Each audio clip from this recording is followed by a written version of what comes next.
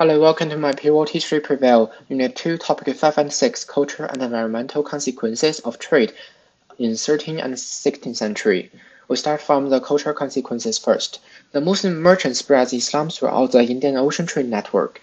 And in China, 7th century monk Xuanzang spread Buddhism by traveling from China to India and back along the Silk Road. Trade also made Mahayana Buddhism more popular than the stricter Theravada Buddhism. The Japanese developed Zen Buddhism. The Srivijaya Empire in Sumatra was originally Hindu, whereas the Majapahit in Java was Buddhist. Bali is also Hindu, but however, most Indonesia today is Muslim. The Khmer Empire was originally Hindu, but later Buddhist. Also, the temple at Angkor Wat switched affiliation. Swahili is a blend of Bantu and Arab language. Explorers like Moroccans Ibn Battuta, Italian Marco Polo, Chinese Zheng He, and English woman Margaret Campe journeyed there. The Mesopotamians and Egyptians advanced medicine and surgery, Indians at mathematics, Greeks at philosophy, Arabs at Latin cells and stone robbers, and China on gunpowder, paper printing, compass, astrological era, and textile. Those advancements led the technology in that period era.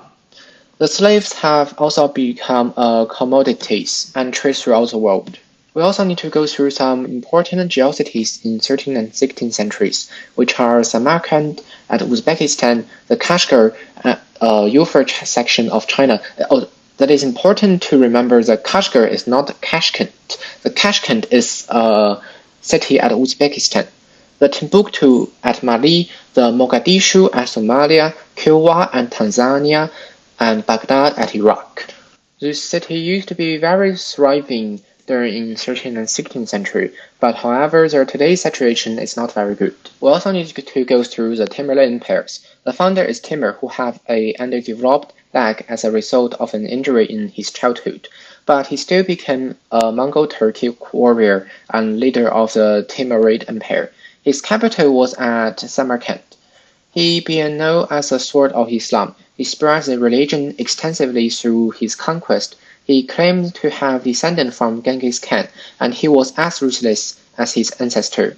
His armies decapitated the enemies and peeled off their heads. He killed about 5% of the world's population in his effort to revive the Mongol Empire. He defeated the Delhi Sultanate and the Indian War Elephant, and also the Ottoman Empire.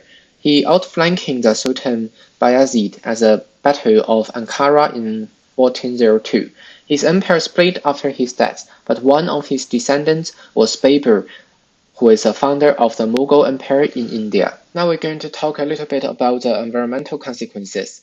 Champa rice diffused from Vietnam to China, the sugar diffused from India to Caribbean and Brazil, the bananas from Indonesia to Madagascar, and finally to Mid and South America, and citrus from Southeast Asia to Europe. The environmental degradation, like deforestation and soil erosion, might cause a decline of the Maya Empire and Great Zimbabwe.